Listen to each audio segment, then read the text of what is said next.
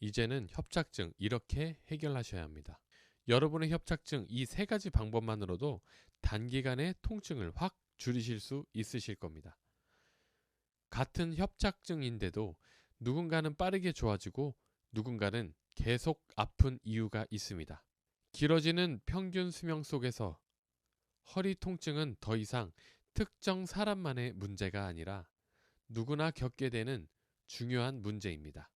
대부분의 사람들이 협착증을 운동만 열심히 하면 해결된다고 생각하지만 사실은 상태에 따라 운동보다 먼저 해결해야 할 것이 따로 있습니다. 제가 치료하는 환자분들도 이 기준을 몰랐을 때는 계속 반복해서 아프기만 했다는 걸 너무 아쉬워하십니다. 이분들처럼 아프기만 하지 마시고 이제부터 보게 되시는 간단하지만 중요한 이 기준을 통해 집에서도 빠르게 통증을 줄여보시기 바랍니다. 이번 영상에서는 협착증 통증을 집에서도 씻은 듯 사라지게 하는 세 가지 방법을 나눠보려고 합니다. 첫 번째 운동은 브릿지입니다. 이름처럼 몸으로 다리 모양을 만드는 운동이에요. 브릿지는 골반의 움직임을 알려주는 운동입니다. 그리고 엉덩이 근육, 즉 둔근을 직접 강화하는 운동입니다. 왜 둔근이 중요하냐고요? 협착증 환자분들 대부분이 엉덩이 근육이 거의 없는 상태입니다. 둔근이 약해지면 그 역할을 허리가 대신하게 돼요. 걸을 때도 서 있을 때도 앉았다 일어날 때도 전부 허리가 혼자 버티는 겁니다. 그러니 금방 아파지게 되는 거예요. 브릿지는 그 부담을 허리에서 엉덩이로 되돌려주는 운동입니다. 바닥에 천장 보고 눕습니다. 무릎을 세우고 발은 골반 너비로 벌려주세요. 숨은 내쉬면서 엉덩이를 천천히 들어 올립니다. 어깨, 골반, 무릎이 일직선이 되는 지점에서 멈추세요. 엉덩이를 꽉 쥐면서 3초 유지 후 천천히 내려옵니다. 이 운동에서 가장 흔한 실수는 허리를 올리는 거예요. 엉덩이가 올리는 게 아니라 허리가 꺾이면서 올라가면 오히려 역효과가 됩니다. 올라가는 높이보다 엉덩이에 힘이 느껴지는지 먼저 확인하세요. 처음엔 엉덩이에 감각이 안 올 수 있어요. 그럴 땐 올라가기 전에 골반을 천천히 굴려서 엉덩이가 들리는 느낌을 가져보세요. 그게 되면 자연스럽게 둔근이 켜집니다. 내려올 때도 천천히 털썩 내려오지 마세요. 10개씩 3세트 시작해봅니다. 하나, 굴러가면서 올라오는 느낌으로 내려주고 천천히 다시 둘, 골반부터 척추 하나씩 떨어지는 느낌으로 위에서부터 천천히 내려오면서 다시 셋, 앞쪽이 좀 늘어나는 느낌이 납니다. 천천히 내려주고요. 넷, 좋아요. 앞쪽 늘어나는 느낌, 엉덩이 꽉 쥐어짜는 느낌.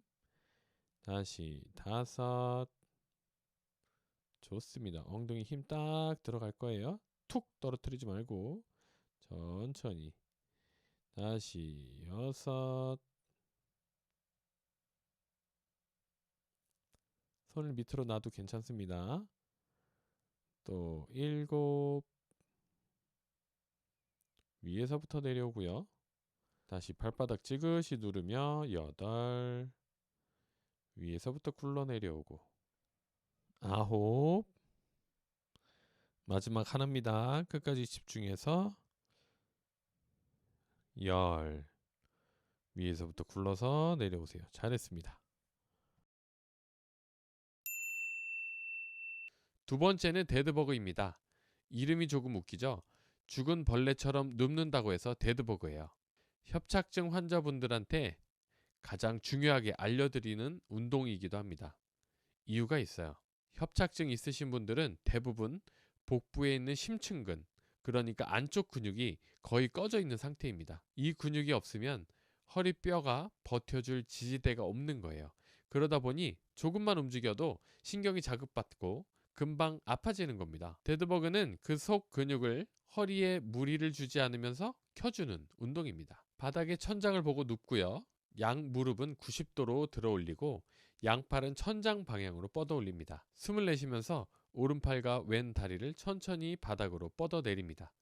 허리가 바닥에서 뜨지 않도록 유지하는 게 핵심이에요. 반대쪽도 동일하게 반복합니다. 포인트는 딱 하나입니다. 허리가 뜨는 순간 그 운동은 끝이에요. 처음엔 다리를 끝까지 뻗기 어려우실 수 있어요. 그러면 반만 뻗으셔도 괜찮습니다.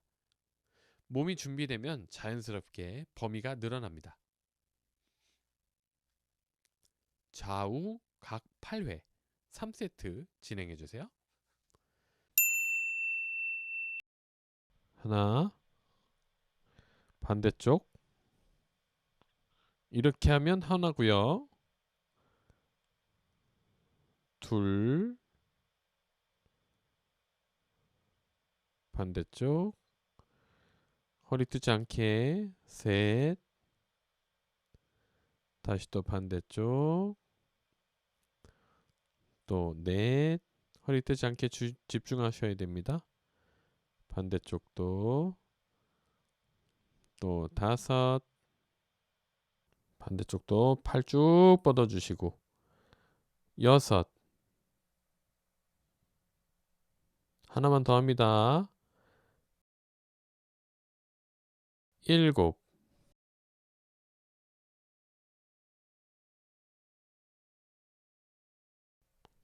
여덟, 잘하셨습니다.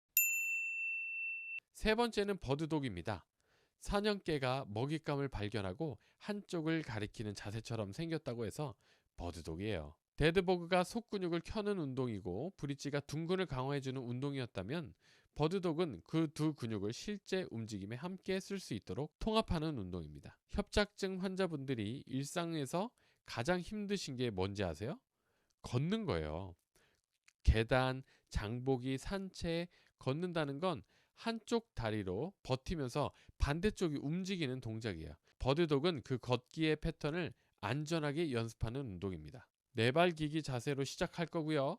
손목은 어깨 아래, 무릎은 골반 아래. 숨을 내쉬면서 오른팔과 왼 다리를 동시에 길게 뻗습니다. 허리가 돌아가거나 골반이 한쪽으로 기울어지지 않도록 주의하세요. 반대쪽도 동일하게 반복합니다. 이 운동에서 많은 분들이 하시는 실수가 있어요. 다리를 너무 높이 들려고 허리를 젖히는 겁니다. 높이가 중요한 게 아니에요. 허리가 흔들리지 않는 게 중요합니다.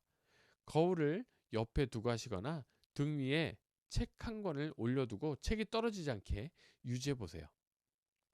좌우 각 8회 3세트 진행해 주시면 됩니다.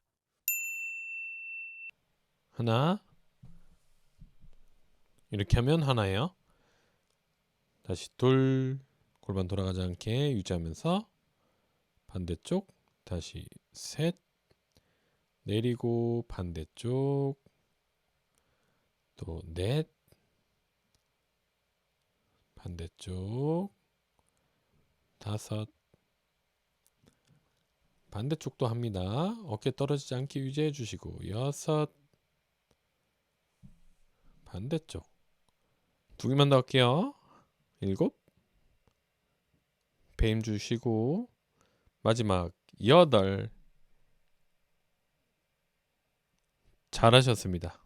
이 세 가지 운동을 꾸준히 하시게 되면 가장 먼저 느끼시는 게 아침에 일어날 때예요. 전날 밤보다 허리가 조금 덜 뻣뻣하거든요. 작은 변화 같지만 협착증 환자분들한테는 그게 정말 큰 겁니다. 2주 정도 지나면 오래 걷는 게 조금씩 편해집니다. 장 보러 갔다가 중간에 쭈그려 앉지 않아도 되고 가족이랑 산책할 때 뒤처지지 않게 되는 거예요. 한 달이 지나면 허리를 신경 쓰는 시간이 줄어듭니다. 앉을 때, 일어설 때, 계단 오를 때 매번 괜찮나 하고 확인하던 습관이 사라지기 시작해요. 그리고 어느 순간 이런 생각이 드실 거예요. 언제부터 이렇게 해야 됐지? 나도 모르는 사이에 좋아져 있는 겁니다. 이 운동들이 특별한 게 아니에요. 바람 빠진 허리에 바람을 다시 채워 넣는 겁니다.